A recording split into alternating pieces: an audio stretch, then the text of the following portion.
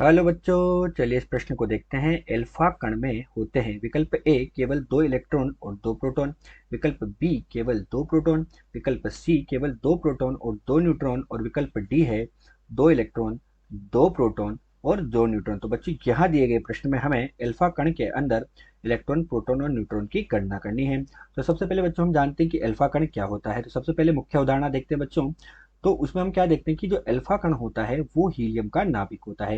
Helium अर्थात 2He4 का क्या होता है, नाभिक होता है। तो अल्फा कण हीलियम का नाभिक होता है। ये हमारे पास क्या हो गया बच्चों, हीलियम का नाभिक हो गया। अब बच्चों कोई भी नाभिक जो होता है उसमें हम देखते हैं कि किसी नाभिक में प्रोटॉन की संख्या, किसी नाभिक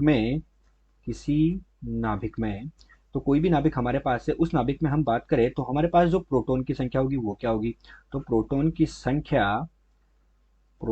संख्या वो हमारे पास परमाणु क्रमांक जेड के बराबर होती है। तो किसी नाभिक में प्रोटॉन की संख्या जो होती है वो परमाणु क्रमांक जेड के बराबर होती है, तथा प्रोटॉन तथा इलेक्ट्रॉन की संख्या हमारे पास क्या होती है, बराबर होती है। तो हमारे पास प्रोटॉन तथा इलेक्ट्रॉन की संख्या बराबर होती है तो वो परमाणु क्रमांक जेड के बराबर हो जाएगी। तो इस प्रकार हम प्रोटॉन और इलेक्ट्रॉन की संख्या ज्ञात करते हैं। तथा अब हम देखते हैं कि न्यूट्रॉन की संख्या कैसे ज्ञात करते हैं। तो जो कोई भी नाभिक है उस नाभिक में हमारे पास जो न्यूट्रॉन की संख्या होगी वो कैसे ज्ञात होगी। तो न्यूट्रॉन की संख्या जो होती है बच्चों, उसके लिए हम क्या करते हैं, परमाणु द्रव्यमान संख्या जो होती है, परमाणु द्रव्यमान संख्या जो हमारे पास होता है ए, तो परमाणु द्रव्यमान संख्या उसमें से हम परमाणु क्रमांक को घटा देते हैं। तो परमाणु द्रव्यमान संख्या में से हमने क्या किया, परमाणु क्रमांक को घटा दिया। तो हमारे पास क्या प्राप्त हो जाएगी बच्चों, न्यूट्रॉन की संख्या। अर्थात न्यूट्रॉन की संख्या ज्ञात करने के लिए हम एम से जेड को घटा देते हैं। इस प्रकार हम किसी नाभिक में प्रोटॉन, इलेक्ट्रॉन और न्यूट्रॉन की संख्या ज्ञात करते हैं और अल्फा कण हीलियम का नाभिक होता है। यही इस प्रश्न की मुख्य अवधारणा है। तो चलिए बच्चों अब हम प्रश्न को हल करते हैं। तो अब हम क्या करेंगे, प्रश्न का हल करेंगे। तो हम लिख रहे हैं प्रश्न का हल। तो सबसे पहले बच्चों हम क्या देखते हैं, जो हीलियम है 2He4, इसमें हम देखते हैं कि इसका परमाणु क्रमांक कितना है। तो हीलियम जो होता है बच्चों, इसका परमाणु क्रमांक है हमारे पास 2।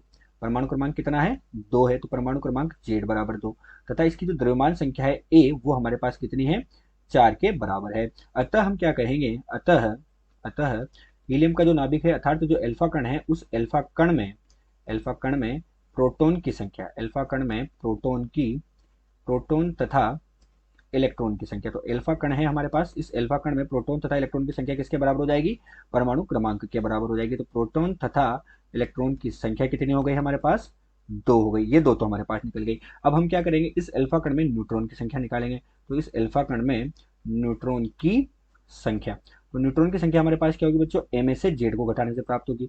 अर्थात कितना होगा, 4 में से 2 को घटाएंगे तो हमें कितना प्राप्त होगा, 2 प्राप्त होगा। तो इस प्रश्न में हमारे पास अल्फा कण में प्रोटॉन, इलेक्ट्रॉन तथा न्यूट्रॉन की संख्या कितनी प्राप्त हुई, 2, 2 और 2 के बराबर प्राप्त हुई। अतः दिया गया जो प्रश्न है, इस दिए गए प्रश्न में अल्फा कण में विकल्प डी 2 इलेक्ट्रॉन, 2 प्रोटॉन तथा 2 न्यूट्रॉन उपस्थित होते हैं। आशा करते हैं दिया हुआ प्रश्न आपको समझ आया होगा। धन्यवाद।